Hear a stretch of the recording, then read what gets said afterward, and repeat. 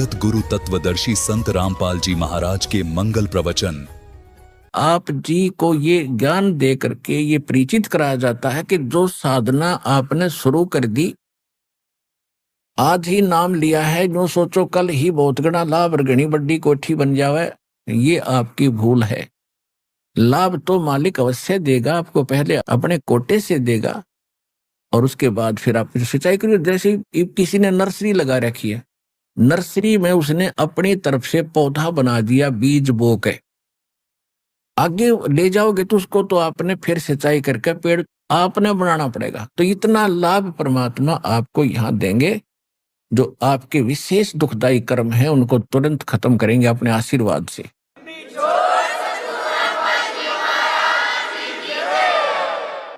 उसके बाद फिर आपको ज्ञान से दृढ़ किया जाएगा कि भक्ति करें, बात पड़ेगी।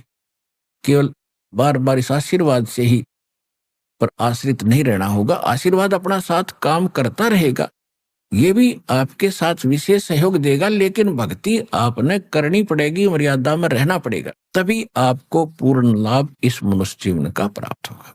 इस सारे ज्ञान की इतनी सी बात है। अब जो प्रसंग चल रहा है, अब कोई ये वृद्ध अवस्था में आते हैं, क्योंकि वो ज्ञान नहीं सुना था आज तक हमने, और कोई प्रेरित हुए हैं तो गलत नकली गुरुओं के पास जाकर अपना जीवन व्यर्थ कर दिया। कुछ एक ऐसे भी हैं, जैसे गांव में दास ने खूब देखा है, गांव में 99% व्यक्ति ऐसे हैं जो कति भगवान को नहीं चाहते, क्योंकि ज्ञान से किसी वस्तु की चाह होती है। जैसे गांव में पहले भी बच्चों को पढ़ाना नहीं चाहते थे, कोई शिक्षा नहीं चाहता था, हमने वो भी टाइम देखा है। हमारे जो बूढ़े दादे होते थे वो कहते थे, इसने तो पाली भेज दे, पशुओं का रुखाला भेज, क्या होगा पढ़ाई की, क्या लेगा पढ़ाई करके। किसी को कहते थे इसको ऐसे कर दो, क्या लेगा पढ़ाई करके, तो उनको ज्ञान ही नहीं था। अब हमने इस शिक्षा का ज्ञान हुआ, तब देख लो सब ने बच्चों को कति स्पेशल डाइवर्ट कर दिया उनका दिमाग ना, बच्चे पढ़ाओ, बेटा हो चाहे बेटी। अब उसका ज्ञान हुआ कि इससे क्या लाभ होता है, तो हमने कति समर्पित हो गए, पूरा तन मन धन से बच्चों को पढ़ा रहे। इसी प्रकार जो अब तक ये धारणा बनी हुई थी कि क्या रखा भक्ति में, अपना करो और खाओ, धंधा करो, धंधा करो खाओ, ये तो जरूरी है, मजबूरी है, ये तो आपकी एक जरूरी काम है, ये भी करना पड़ेगा। जब इसका ज्ञान होगा कि इससे क्या लाभ होते, तो हम इसमें पीछे नहीं रहेंगे। हम बगैर ज्ञान के पीछे रह गए, जिसका प्रतिफल आज भोग रहे। घर घर में कैर हो रहा है, घर घर में दुख हो रहे, खेचा तानी लड़ाई, काल तो यही चाहता है, घर घर में दूत भेज रखे, भूत भेज रखे, ये सब की ऐसे चक्कर बांध रखा है। और जहां परमात्मा की भक्ति प्रारंभ हो जाती है, ये भाग जाते हैं, वहां से बहुत दूर भाग जाते हैं। हम अपनी गलती से इनको बुला लेते हैं, अपना नियम तोड़कर, नहीं तो ये वहां रह नहीं सकते जहां भगवान की भक्ति शुरू होगी। बहुत से ऐसे शिकायत करते हैं, कोई भगत करता है, कोई बहन करती है कि हमने दीक्षा ली है और हमारे जो दूसरे चाचे ताऊओं के परिवार हैं वो कहीं किसी जंतर मंतर वाले के पास जाते हैं। अब उन्होंने देखा कि इनको तो कोई आपत्ति हो नहीं रही, जब तो साजली आपत्ति थी, उनके भूत कूदे थे, उनके भी कूदे थे, हमारे भक्तों के वो भूत भाग गए, वो फिर सारे एक जगह इकट्ठे हो गए उन्हीं के। तो उन्होंने बताया कि जो तुम्हारा कोई व्यक्ति लेकर आया नाम वहां से सतलोक आश्रम से, उस कारण से भूत तुम्हारे घर आ गए, उसने तुम्हारे घर भेज दिए। उसने नहीं भेजे, उसने तो ऑल आउट लगा दी। या सच्चे भक्ति की ऑल आउट लगा दी जाती है तो मच्छर उस स्थान को छोड़कर दूसरे घर जाएंगे जहां ऑल आउट नहीं होगी। जिसने मच्छरदानी लगा ली, मच्छर उसको नहीं काटेंगे, उसको काटेंगे जो बगैर मच्छरदानी का होगा। तो यह सत्य भक्ति जो दास आपको बता रहे भगवान की बताई हुई है। सतगुरु जो चाहे सो कर ही, 14 कोट दूत जम डर ही, ऊत भूत जम त्रास निवारे है, चित्रगुप्त के कागज पाड़े है। ऐसे समर्थ की शरण आपको मिल रही है कि ऊत भूत किसी प्रकार की कोई आपत्ति, कोई पितर, कोई किसी प्रकार का कोई भैरव भूत बेताल क्यों ना हो, इस मालिक की शरण में आने के बाद भक्ति करने से वो निकट नहीं रहेगा, उसके बस की बात नहीं।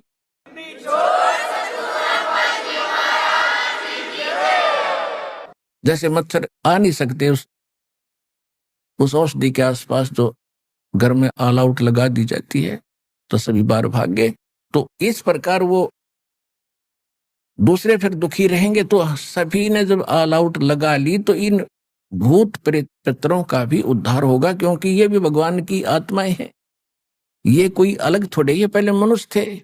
इनका दुर्भाग्य, इन भक्ति मिली नहीं, भूत प्रेत बनकर धक्के खा रहे, पितर बनकर बैठे और डिमांड करते अपने बच्चों से कि हमारे श्राद्ध निकालो, श्राद्ध खाओगा पंडित जी, पेट भरेगा तेरा। वहां ये वही धारणा इनकी पहले वाली बनी हुई है प्रेत योनि में। वो यही सोचते हैं कि हमें शायद में कुछ राहत मिल जाए। तो अब जो भक्ति दास ने आपको दी है, इस मालिक की भक्ति करने से जो भी जितने आपके पूर्व के भूत पितर बनकर दुख पा रहे हैं, उन सबका कल्याण हो जाएगा। आप भक्ति करते रहो। अपने ऑटोमेटिकली परमात्मा की एक व्यवस्था है, वो अगर दास आपको समझाओगा तो आपके समझ में वो आ नहीं सकती, ऐसी है। आप विचलित हो जाओगे तो अपने आप इनकी छुट्टी होती चली जाएगी, क्योंकि आपको ऐसी भक्ति, ऐसा धर्म कर्म दिखा दिया। और आने वाले 101 पीढ़ी आपकी वो भी पार होगी।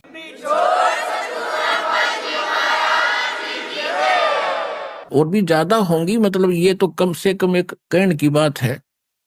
तो आने वाले कम से कम 4-5 हजार वर्ष तो ये भक्ति बहुत अच्छी चलेगी। और इस दौरान वो पुण्यात्मा जन्म लेंगे आपके घरों में, जो पहले किसी कलयुग में, जो इस समय में वो पार नहीं हो पाए, और वो चले गए ब्रह्मा विष्णु महेश के लोक में। तो वहां उन्होंने अर्ज की कि हमसे गलती होगी दाता, और उनको सार नाम भी प्राप्त था। देखो, सार नाम लेने मात्र से पार नहीं होगा, पार होगा मर्यादा से। अब सारा कुछ धन ले लिया, बैग में डाल लिया, और गाड़ी में तो उतर गया, कार से नीचे उतर गया, तो पार कैसे होगा? पार तो उस गाड़ी से होना था, वह छोड़ दिया आपने। तो कहते हैं द्वार धनी के पड़ा रहे, धक्के धनी के खावे, 100 काल झकझोल ही पर द्वार छोड़ ना जावे। कहते शिव मंडल ब्रह्मा प्रीचय विष्णु लोक में हो, हमरे गुण भूले नहीं तो आण छुटाऊं तो। अब जैसे सारनाम प्राप्त हो गया, सुख तो आपको होगा ही होगा। अगर आप सत्संग नहीं सुनोगे, ज्ञान नहीं सुनते रहोगे, तो यार फिर से आपके ऊपर अज्ञान की परत चढ़ जाएगी, सुख गणे देगा यू भगवान। इन मंत्रों से ऑटोमेटिक सुख होते, और फिर आप भूल जाओगे सब कुछ सुख है, सुख है, सुख है, बस सुख है तो सुख है। और फिर भगवान से दूर हो जाओगे, दूर होगे तो रहेगे यहीं पर। फिर मृत्यु के उपरांत आप कहाँ जाओगे? आपको देवता बना दिया जाएगा, क्योंकि यहाँ पर सभी देवों के मंत्र दिए जाते हैं, इनकी कमाई बनती है। और ब्रह्मा जी की जो मंत्र आपको दिया गया, ब्रह्मा जी के लोक में जाओगे, पार नहीं हुए तो वो भक्ति की गजब की कमाई आपकी बनी है, जो विधि बता रखी है, तो वो आपके पास है। तो ब्रह्मा जी ने होटल खोल रखा है, एक रेस्टोरेंट। ऐसे विष्णु जी ने विष्णु के लोक में एक स्वर्ग रूपी होटल बना रखे, ऐसे शिव जी ने, ऐसे फिर ब्रह्म लोक के अंदर बना रखे। जो सतनाम आप अंदर 2 मंत्र जाप करते हो, ओम नाम ब्रह्म का है, इसकी भक्ति से ब्रह्म लोक प्राप्त होता है। वहां बड़ा होटल है, वहां ज्यादा खर्चे और ज्यादा डांस बकवादे सबसे ज्यादा वहां पर है। होटल में आपको पता है क्या होती है, इतनी सी बात समझ लेना। तो ये ऐसे ये स्वर्ग थे। तो ये जाएगी जब आत्मा वहां जाएगी, फिर इसको कुछ वो ज्ञान अंगड़ाई लेगा, याद आएगी, अरे हमने तो सतलोक जाना था, यहाँ तो गुरुजी बताते थे कि ये तो हमारा पूंजी नष्ट होगी, यहाँ पर तो ये तो हमारा धन है वो समाप्त होगा, यहाँ कितने दिन की ठाठ है, मृत्यु के बाद यहाँ भी मृत्यु होगी। तो कहते वहां जाकर जब, हे भोली आत्मा मूर्ख, तुझे वहां भी तूने मुझे पुकार लिया, और मेरे इन गुणों को तू याद रखेगा कि ये तो यहाँ नहीं आना चाहिए था, मैंने गलती कर दी, हृदय से रोएगा, तो वहां से भी तुझे छुटा लाऊंगा। अब जैसे तीनों मंत्र प्राप्त हो गए। अब ऐसा है कि मान ले कोई गलती से रह गया तो मनुष्य जीवन होगा उसका, और फिर भक्ति तैयार मिल जाएगी। लेकिन दिक्कत तो है ही, मनवाने नाइजीरिया में पैदा हो गया जाकर, फिर वहां संस्कार है, कोई इंग्लैंड में हो गया, फिर वहां कैसे समझावांगे? ना भाषा जानते, ना वो इस ज्ञान से परिचित, ना भगवान से परिचित। तो ये समस्या अपनी बढ़ाने से आपको हानि होगी। इस ज्ञान से आपको सतर्क किया जाता है, इन फाउल पॉइंट से बचना, इन गलतियों से सतर्क होना। तो जैसे ये कलयुग तो चलेगा, ये भक्ति चलेगी 4-5 हजार वर्ष तक, और फिर पूरे विश्व में शांति होगी, वातावरण बड़ा शुद्ध होगा, ये सब हाहाकार मिट जाएगी, और प्यार से रहा करेंगे, भक्ति, और घर घर हवन हुआ करेंगे। इससे प्रदूषण भी ठीक हो जाएगा पृथ्वी का, वायुमंडल का। तो फिर से बाहर से आएगी। दास ने सीडी वगैरह बना रखी है। जब तक ये विज्ञान चलेगी तब तक ये भक्ति मार्ग चलती रहेगी, इससे दीक्षा होती रहेगी। उसके बाद फिर क्या होगा कि लास्ट में ये रह जाते हैं, गफलत कर जाते हैं, सुख गणा हो जाता है, तो उनको फिर भक्ति युक्त रहा नहीं। परमात्मा कहते हैं शिव मंडल पर महापुरी जय विष्णु लोक में हो, और हमरे गुण भूला नहीं तो आण छुटाऊं तो फिर वो आत्माएं, क्योंकि आगे चल के तो अरबों की संख्या में भक्त होंगे लास्ट में, और भक्ति युग समाप्त हो जाएगा, और उनमें गलती छावेगी, वो रह जाएंगे। तो वहां जाके भी याद कर लिया मालिक को, तो वहां से भी छुड़वा लाएगा भगवान, जाकर के छोड़ो ये हमारा भक्त है, गलती से आ गया। तो वो अब दोबारा उनको जन्म नहीं देगा दाता। उनको क्या करते हैं, एक परमात्मा का मिनी सतलोक है यहाँ एक ब्रह्मांड में, इस काल के लोक में। तो जिस ब्रह्मांड के अंदर सृष्टि रहती है उसी में परमात्मा अपना, जैसे प्रत्येक देश का प्रत्येक देश में राजदूत भवन होता है, तो उनको वहां बीज रूप में इकट्ठा कर देते हैं। यदि वो स्वर्ग में रहते हैं तो उनकी पूंजी खत्म होती है, यदि वो किसी पृथ्वी पाकर राजा बनते हैं तो उनकी पूंजी खत्म होती है, भक्ति।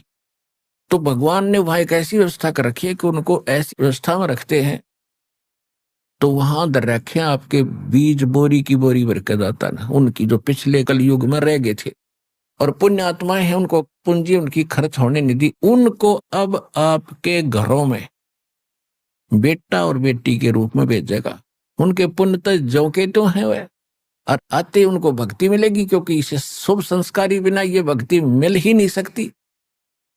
जो ये मार्ग मिलना कोई बालकों का खेल नहीं है। गरीबदास साहिब जी ने बताया है कि लख बर सूरा जूझ ही, लख बर सावत दे, और लख बर यति जहान में, तब के सतगुरु शरणा दे। तो ऐसे पुण्यकर्मी प्राणी हो जो आप यहां पहुंच रहे हो, और उस समय 600 वर्ष पहले 64 लाख परमात्मा से हो गए थे ऐसे, और वो 64 लाख को मालिक चार्ज कर गया था। जैसे दास ने सत्संग के प्रारंभ में बताया था कि वो 64 लाख वैसे ज्ञान से नहीं बने थे, वो तो केवल दुख निवारण होने से डरते परमात्मा के साथ लगे हुए थे, और कुछ दिनों के बाद सुख हो ही जाता है। ये तो एक मालिक का नियम है। अब जैसे कोई एसी कमरे में बैठ गया, एसी लग रहा है वहां, तो वहां तो भूल गया गर्मी है ही नहीं, और उससे बाहर निकल कर देखेगा तो वह न्यू की न्यू आग बरस रही है जून की। तो इस प्रकार जब हम सुखी हो जाते हैं तो हम भूल जाते हैं भगवान को, और जब भगवान की शरण हट जाएगी, जब पता चलेगा उसको वह गर्मी तो न्यू की न्यू थी, वो तो मालिक की कृपा से सुख हुआ था। तो यहाँ परमात्मा हमें याद दिलाते हैं कि वो जो 64 लाख तो पहले आएंगे जो पहले भगवान के भगत बने थे, और वो भगत थे केवल समाधान से, ज्ञान नहीं था। ज्ञान तो सुनते ही नहीं थे, क्योंकि ज्ञानी तमुन न मानने थे आचार्य और शंकराचार्यों को, क्योंकि वो संस्कार जानते थे। लेकिन परमात्मा की लीला, परमात्मा की क्रिया को जीव नहीं समझ सकता। तो उस समय एक धारणक रूप में रह के ऐसा कमाल किया, मुर्दे तक जीवित किए, गाय काट दी थी। सिकंदर लोदी ने गर्भवती गाय को काट दिया था, और कहा था यदि तू भगवान है, अल्लाह है, तो इसको जीवित करके दिखा। हमारे हजरत मोहम्मद ने गाय जीवित कर दी थी, वो भगवान का पैगंबर था, अल्लाह का रसूल था। परमात्मा कहते हैं हम मोहम्मद को वहां ले गयो सतलोक में, और इच्छा रूपी वहां नहीं रहो। उल्ट मोहम्मद महल पठाया, इस शरीर में वापस भेज दिया, और गुज बीरज एक कलमा लाया, रोजा बंग नमाज दे रे, उन बिस्मल की नहीं बात कही रे। कहते मारी गौ शब्द के तीरम, ऐसे होते मोहम्मद पीरम। और कहते हैं हजरत मोहम्मद जी ने गाय मार दी थी वचन से, क्योंकि परमात्मा के संपर्क में आने के बाद उस प्राणी में कुछ स्वतः सिद्धियां आ जाती है। और इस प्रकार जब परमात्मा उनको साथ लेकर गए सतलोक में, फिर वापस छोड़ा तो हजरत मोहम्मद जी में स्वतः सिद्धि आ गई कुछ, जिस कारण से उन्होंने एक बार तो एक बकरे को मार दिया, ऐसे मंत्र बोलकर कंकर मार दी, वो मर गया। और वो बकरे वाले ने हा हुल्ला मचाया, लोग इकट्ठे कर लिया कि इसने मेरा बकरा मार दिया। सिद्धि का गरीब आदमी होते थे, हजारों लोग इकट्ठे हो गए, तूने क्या किया, तुझे दंड देंगे, इसका खर्चा पूरा कर। हजरत मोहम्मद जी ने मंत्र से वो बकरा जीवित कर दिया। वो जीवित हो गया तो महिमा फैल गई, वह बड़े महापुरुष आए। फिर किसी ने कहा कि हम जब जाने गऊ को मार के जीवित कर दे। कुछ लोगों ने शर्त रख दी, हजरत मोहम्मद जी ने वह गऊ मार दी, वचन से सबके सामने मर गई। हजारों व्यक्ति दर्शक थे। अब जो परमात्मा के संपर्क में आने से वह सिद्धि थी वह खत्म हो गई। जैसे चुंबक के साथ में कोई अन्य लोहे को थोड़ी देर रख दे तो उसमें अस्थायी चुंबक बन जाता है, पर वो चुंबक वाला काम सदा नहीं कर सकता, कुछ दिनों के बाद वो उसकी खत्म हो जाती है। तो हजरत मोहम्मद जी के अंदर वह जो शक्ति थी वह खत्म होगी, गाय जीवित हुई नहीं। तब हजरत मोहम्मद जी ने कहा था, अल्लाहू अकबर, अल्लाह कबीर, मेरी इज्जत रखो भगवान। कहते हैं जब हम मोहम्मद याद किया रे, हमारे को मोहम्मद याद किया रे, शब्द स्वरूपी हम बेग गया रे, और मुई गऊ हमने तुरंत जवाई, तब मोहम्मद के निश्चय आई। तुम कबीर अल्लाह दरवेशा, तब मोहम्मद का गया अंदेशा। परमात्मा कहते हैं जब उस पर गौ जीवित नहीं हुई और अंदर जाके अपना स्थान जो बना रखा था पूजा पाठ का, उधर चिल्लाया, रोया, अर्ज करी मेरी इज्जत रखो अल्लाह अकबर, हे अल्लाह कबीर। तो उस दिन के बाद ये अल्लाह कबीर कहने लगे, अल्लाह अकबर कहने लगे। तो कहते वो भी हमने जीवित करी थी, हम शब्द स्वरूपी गए थे, केवल मोहम्मद जी को दिखाई दे रहे थे और को मैं दिख नहीं रहा था, और वो गाय भी मैंने जीवित की थी। भ्रम यही हुआ था कि मोहम्मद जी ने जीवित कर दी। तो सिकंदर लोदी ने कहा था तू बातें बहुत बनाता है, इसको जीवित करके दिखा। ऐसे परमात्मा दूसरे मुसलमानों को कहा करते थे कि वो गाय भी हमने जीवित की थी, इसलिए वो गाय काटी गई थी कि अब जीवित करके दिखा हमारे सामने। 4 टुकड़े हो गए थे, गौ माता के गर्भ में बच्चा था वो भी कट गया था। और अल्लाह अकबर कबीर परमात्मा उदाहरणक रूप परमात्मा ने एक थपकी गाय का लगाई, एक बच्चे का लगाई थी। दोनों जुड़ के जीवित हो गए, जैसे निशान भी नहीं, और दोनों अलग अलग बाहर खड़े।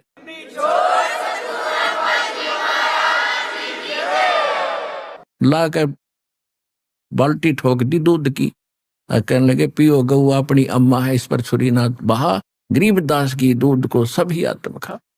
बोलो सतगुरुदेव कबीर साहिब की जय।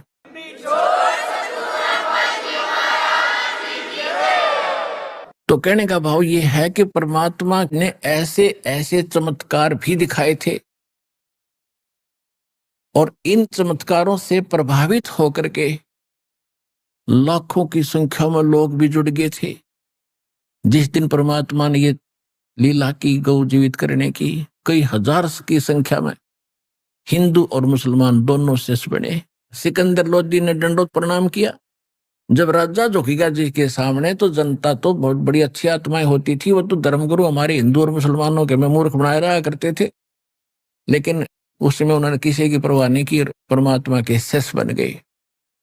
ऐसे जैसे परमात्मा ने एक लीला की थी, जैसे सत्संग में बहुत बार दास बताता रहता है कि झूठी चिट्ठी डाल दी थी कि कबीर साहब भंडारा करेंगे, और परमात्मा संसार की दृष्टि में एक निर्धन जुलाहा धानक, एक झोपड़ी में रहने वाला, कपड़ा बन के खाने वाला, और जिसके नाम से चिट्ठी लिख दी 18 लाख व्यक्ति इकट्ठे हो गए कि दोहर देगा मोहर देगा और 3 दिन तक भोजन भंडारा कराएगा।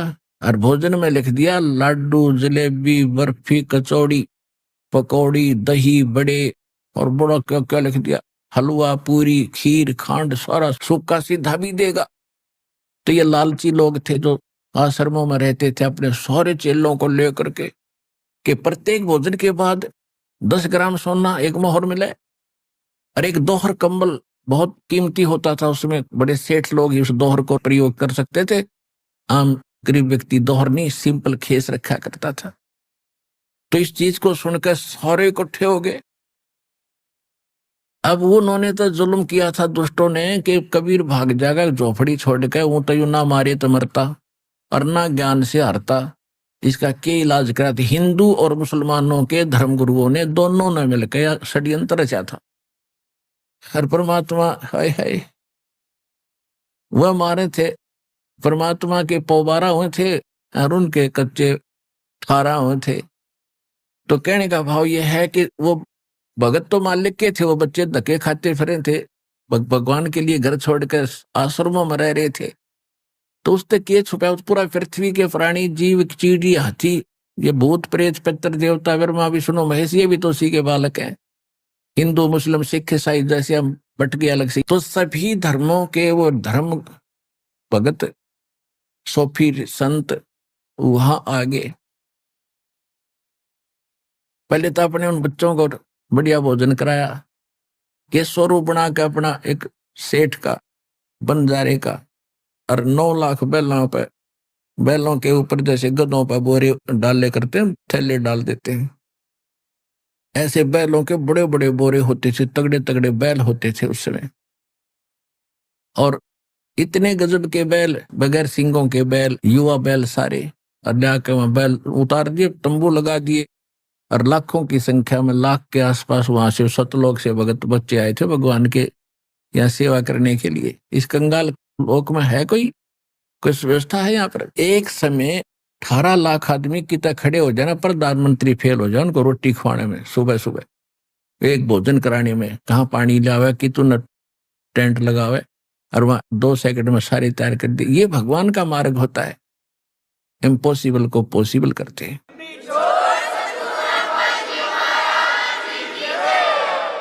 तो कहने का भाव ये है कि उन्होंने तो जुल्म किया था, कबीर भाग जाएगा, और परमात्मा चाहो थे कांट दे उन मूर्खा ने, अरे ज्ञान तो दे दूंगा, अपना भोजन तो कराना है मैंने अपने बच्चों को, और बढ़िया कराऊंगा। वहां भी तो वही दे रहा सबको, तीनों लोकों में प्रवेश करके सबका धारण पोषण जो करता, गीता अध्याय नंबर 15 के श्लोक नंबर 17 में बताया है, वो है असली भगवान।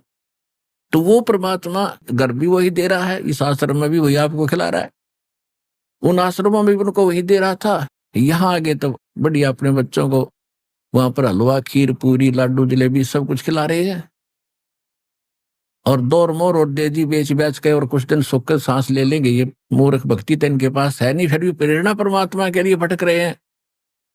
तो वही भक्त वो परमात्मा के बच्चे 18 लाख इकट्ठे होकर, और 8 पैर यानी 24 घंटे परमात्मा ने खड़ा होकर लेक्चर दिए।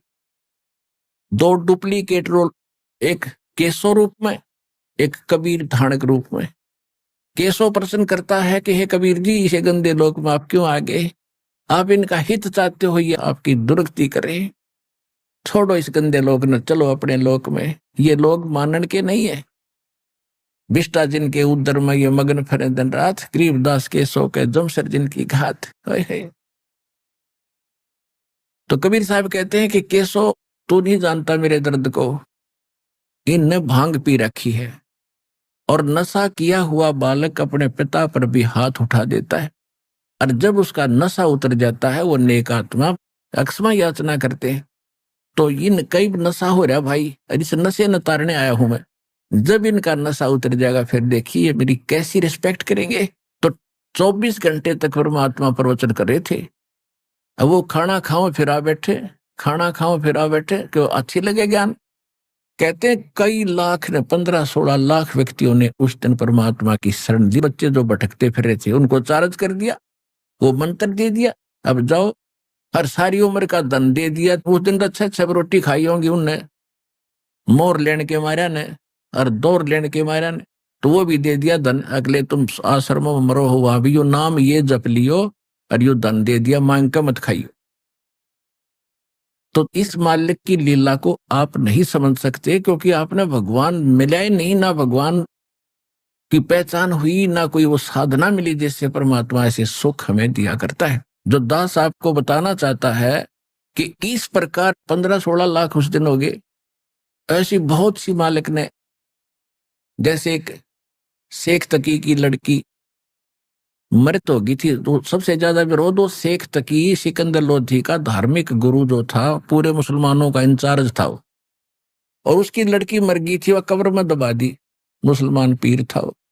उसने ये शर्त रख दी कि यदि मेरी लड़की को जीवित कर देगा तो मैं इसको अल्लाह अकबर मान लूंगा, अल्लाह कबीर खुदा रहे। तो परमात्मा ने कहा कि सब आसपास के लोगों को इकट्ठा कर लो, कहीं ये फिर अविश्वास पैदा ना कर दे जनता के। कोई हजार की संख्या में, लाखों की संख्या में लोग इकट्ठे हो गए आसपास के क्षेत्र के। देखेंगे भाई कोई संत आया हुआ है और एक मरी हुई लड़की को जीवित करेगा कब्र से निकाल के, काफी समय से डाल रखी थी वह। तो परमात्मा ने वो कब्र फुड़वा के और परमात्मा ने अपने आशीर्वाद से लड़की जीवित कर दी। और उस लड़की ने खड़ा होकर 1.5 घंटे तक प्रवचन किए उस परमात्मा की आशीर्वाद से। कहा कि बोली जनता, ये भगवान आए हैं, ये अल्लाह अकबर आए हैं, ये मुझे 4 जन्म पहले मिले थे और वो आज मुझे वो याद आ रही है इन्हीं की कृपा से। मैंने इनकी 4 वर्ष भक्ति की थी, उस मंत्रों की, उससे मुझे लगातार 3 मनुष्य जन्म मिले। और फिर अब मनुष्य जीवन मेरा शेष नहीं था, खत्म था। अब 84 लाख योनियों में मैं जाने की तैयारी कर रही थी। इस परमात्मा ने मुझे वापस ला करके जीवित किया है।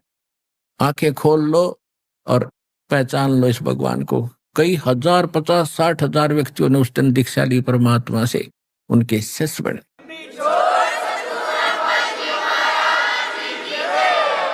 तो जो दास आज आपका बताना चाह रहा था, अब उसके आसपास पहुंचा हूं। एक तो परमात्मा की लीला से आप परिचित हो जाओगे जब आपको खूब समझ में आएगा कि सचमुच ये तो भगवान है। कहते जो जन मेरी शरण है, ताका हूं मैं दास, और गेल गेल लाग्या फिरूं जब तक धरती आकाश। अब देखो, जो परमात्मा के लिए तड़फ रहे हैं वो बच्चे तो उसी के हैं। आज भी जो परमात्मा भक्ति चाह रहे हैं और गलत संतों का फंस गए या अपनी को परंपरागत साधना करके संतुष्ट हैं, ये हैं तो नेक आत्माएं, लेकिन दिशा ना मिलने से ये अगले जन्म में या तड़फ भी खत्म हो जाएगी, कोई पशु बनेगा, कोई पक्षी बनेगा, और इस जीवन में भी अंत में भक्ति नहीं रहेगी इनके पास, न चाह रहेगी भगवान की, क्योंकि इतने दुख इनको विचलित कर देंगे। तो ऐसे समय में आपको परमात्मा ने फिर से संभाला है। एक कथा सुनाता हूं। आदरणीय गरीबदास साहिब जी गांव छुड़ानी, जिला झज्जर, हरियाणा में उनका जन्म हुआ। तो वहां जब 10 वर्ष के थे, वह गौ चरा रहे थे। परमात्मा इस सतलोक से, जैसा उसका विधान लिखा है वेदों में कि परमात्मा अपने ऊपर के लोक में रहता है, वहां से गति करके आता है, अच्छी आत्माओं को मिलता है और उनको उपदेश देता है, दीक्षा देता है, ज्ञान देता है, अपने से परिचित कराता है। इसी उद्देश्य से उस पुण्यात्मा गरीबदास जी को मिले, सचखंड लेकर के ऊपर का सारा ज्ञान कराया, दिखाया, सुनाया। और फिर अंत में मैं चिता पे रख दिया था गरीबदास जी को अंतिम संस्कार करने के लिए। मृत जान गए, आत्मा ले गए थे भगवान, शरीर मृत हो गया था। फिर परमात्मा ने उसी समय जीवित कर दिया, उनको आत्मा वापस भेज दी थी। उस गरीबदास साहिब ने फिर परमात्मा की महिमा कलम तोड़ गाई और उनके अंदर बहुत सी सिद्धियां भी मालिक की कृपा से आ गई थी। एक समय एक बेरी गांव है, जिला झज्जर में, एक बेरी नगर, छोटा सा कस्बा सा हो गया, पहले गांव था। वहां का एक हरलाल नाम का किसान जाट पहले क्या करते थे कि दूसरी मंडियों से, दूसरी मंडी में बैलगाड़ियों से सामान लाया करते थे। और जैसे आजकल ट्रांसपोर्ट करते हैं ट्रकों से, यहाँ किसी चीज का अभाव है तो दूसरी राज्य से लाकर ट्रकों से यहाँ व्यापारी लोग बेचते हैं। तो वो ट्रांसपोर्ट का काम पहले बैलगाड़ियों से होता था। तो सेठ लोग उन बैलगाड़ी वालों से अपना सामान मंगाया करते थे। तो वहां एक नजफगढ़ है दिल्ली में, नजफगढ़ की मंडी से सामान लेकर के वो अपने यहाँ आता था रोहतक में, बेरी में। अब क्या था कि वो एक धार्मिक व्यक्ति था, हरलाल नाम था उनका। धार्मिक व्यक्ति, पहले हमने ये सोच रखा था कि साधु संतों की सेवा करते रहेंगे, हमने इससे लाभ मिल जाएगा। इस धारणा से उसने एक साधु को अपने घर रख लिया कि महाराज आपको भोजन चाहिए, हमारी सेवा बन जाएगी, आप यहाँ भजन कर लिया करो। उसके लिए अलग चौबारा बनवा दिया। वो महात्मा लाल कपड़ों वाला उसमें अपना बैठे भक्ति करे, तो वो पूरा परिवार उसकी सेवा करे, अपना टाइम पास करे। तो उसने सोच लिया था कि इसी से हमारा कल्याण हो जाएगा। कुछ दिनों के बाद वो बाबा जी मर गया, संत। और वो मूर्ख क्या करता था, क्योंकि जहां भक्ति नहीं वहां रुचि बनेगी ही नहीं, जहां ज्ञान नहीं, सच्ची भक्ति नहीं। और वो क्या करता था, बढ़िया सामान खावा था और कुआड़ बंद करके सो जावा था। और जब होता भाई खाने का समय हो गया, जब आसन पदम लगा कर बैठ जाए बोरी पे, और आने वाले घर वाले देखे महात्मा बड़ा भजन करता, कमाल कर रखा है इसने, तो और ज्यादा सेवा करते थे। वो मृत्यु को प्राप्त हो गया तो क्या हुआ, चलो ठीक है, तो अंतिम संस्कार करा उसको, तो हुई बात खत्म। अब कुछ दिनों के बाद क्या था कि हरलाल किसान ने एक बैल खरीदा, और वो बैल था गोरे कलर का। और वो ऐसा नालायक था, थोड़ी सी दूर चले था फिर बैठ जाता गाड़ी में, चले नहीं थी। फिर उसका लठ डंडे मार के फिर उठावा था, फिर थोड़ी बहुत देर चले था फिर बैठ जाता। एक आधा नालायक बैल ऐसा भी होता है। इसी प्रकार वो उससे अपना काम चला रहा था, और कोई बैल लेने की हिम्मत थी नहीं, उसी से मार पीट के घसीट रहा था काम को। गरीबदास जी सुबह सुबह स्नान करने के लिए कुएं पर गए। उधर से रास्ता था, उसके साथ से नजफगढ़ से लेकर बेरी का कच्चा रास्ता होता था। तो जब गरीबदास जी वहां स्नान कर रहे थे, वो बैलगाड़ी लेकर हरलाल आ रहा था, तो बैल बैठ गया थोड़ी सी दूरी पे। अभी आपने सुने संत रामपाल जी महाराज के मंगल प्रवचन। आइए अब सुनते हैं संत रामपाल जी महाराज से नाम दीक्षा लेकर सतभक्ति करके अद्भुत लाभ प्राप्त करने वाले अनुयायी के विचार। दर्शकों, ये सच्ची कहानी है। उत्तराखंड के रुड़की जिले के